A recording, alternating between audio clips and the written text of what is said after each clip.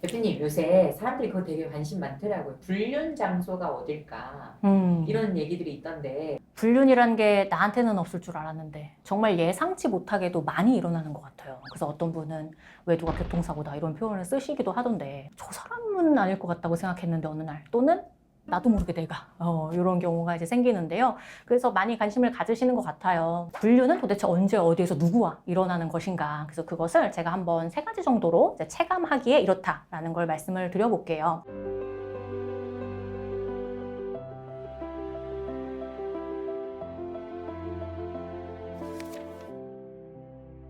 불륜이 많이 일어나는 장소 탑3에 대해서 말씀드려 보겠습니다. 우선 3번째부터 말씀을 드려볼게요. 제가 언젠가부터 굉장히 의뢰인분들로부터도 그렇고 많이 접하게 되는데 뭐 카페 가입하거나 등등 하잖아요. 근데 오픈 채팅방을 말씀해 주시는 경우가 상당히 많아요. 근데 이 오픈 채팅방이 예전에 뭐 돌싱방, 미혼 남녀의 뭐 애인을 찾기 방, 뭐 예를 들어 이런 것에서 많이 만났다고 하면 언젠가부터는 아예 유부남녀들의 만남 방인 거예요.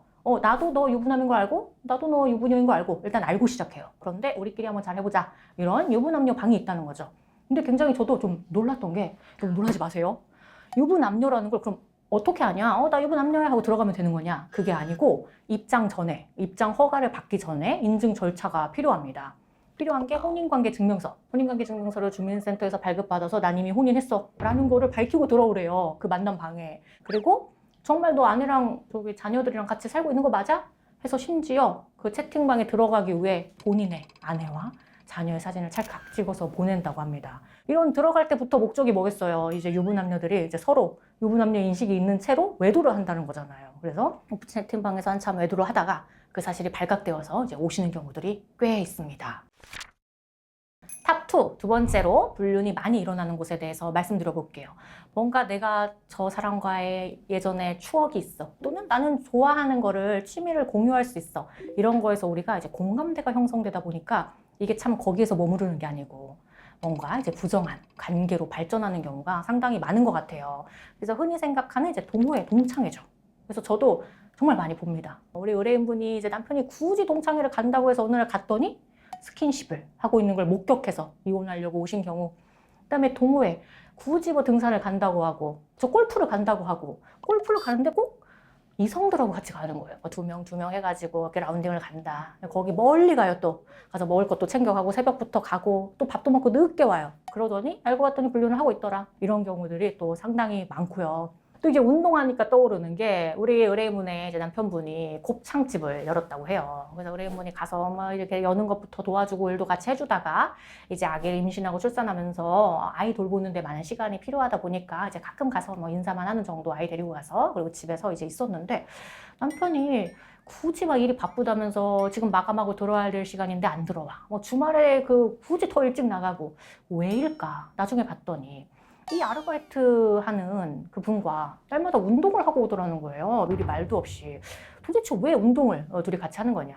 알고 봤더니 나중에 이제 가게 CCTV를 통해서 둘이 외도를 하고 있더라. 이제 이런 경우죠. 도대체 이들이 어디서부터 어떻게 관계가 발전했는지 모르겠는데 나중에 남편이 실토하기로는 뭐 운동 같이 하자길래 했는데 뭐 등등등등 이렇게 하면서 이 부정한 관계로 발전되었다. 또 이런 케이스를 보게 됩니다. 모두들 궁금해하시는 대망의 1위. 압도적인 1위는 결국엔 직장입니다. 오피스 와이프, 오피스 허즈번드 이 말이 왜 이렇게 많냐 했더니 이유가 있더라. 이 말이 흔한 이유가 있었더라고요. 직장에서 이제 일도 같이 하고 많은 시간을 보내고 뭐 출장도 가고 카풀도 하고 이러면서 본인도 모르게 막 부정한 관계로 발전했다 나중에 가서는 이제 이런 말씀을 하시는데요. 또 카풀이 말씀 나와서 말인데 이게 이걸 가지고 또 많이 다투시는 경우가 있더라고요. 그래서 예를 들어 이제 남편이 미리 본인이 카풀을 하는 것에 대해서 뭐 이야기를 하고 그다음에 좀 카풀을 할 만한 이유가 있었어. 의뢰인분이 봐도 별로 의심이 안 되는 상황도 있대요. 근데 뭔가 의심이 된다. 이건 사실 의뢰인분이 그렇게 느낀다는 거는 보통은 그만한 이유가 있는 경우가 많은 것 같아요. 정말 봤더니 의자가 이상해.